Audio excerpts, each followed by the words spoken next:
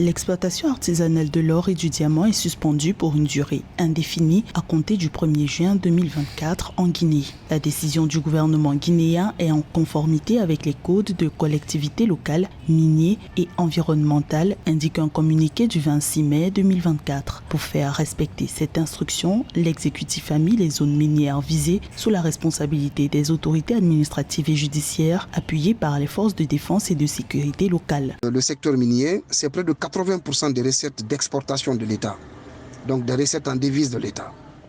Entre-temps, quand vous regardez l'exploitation artisanale de l'or, il y a un grand désordre. Il y a un grand désordre qui est là et qui mérite en tout cas des mécanismes pour pouvoir organiser le secteur pour que cela ne puisse pas se faire dans l'anarchie.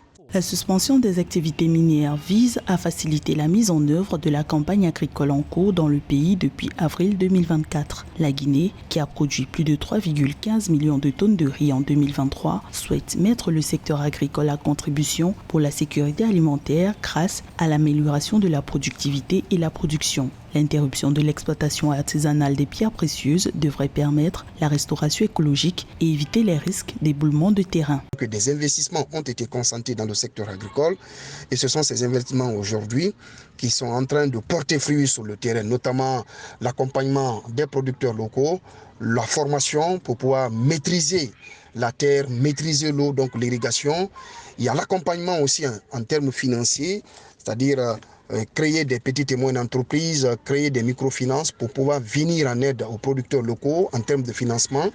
Il y a aussi l'importation, comme je l'ai dit tantôt, des intrants leur permettant d'accroître la production à l'hectare. 91 140 hectares de terres cultivables sont aménagés sur toute l'étendue du territoire national pour réussir la campagne agricole 2024-2025 en Guinée. L'État guinéen, devenu deuxième producteur ouest-africain de riz en 2023, mise ainsi davantage sur l'agriculture par opposition à la production d'or, dont 40% des revenus ne retournent pas dans les caisses du Trésor national.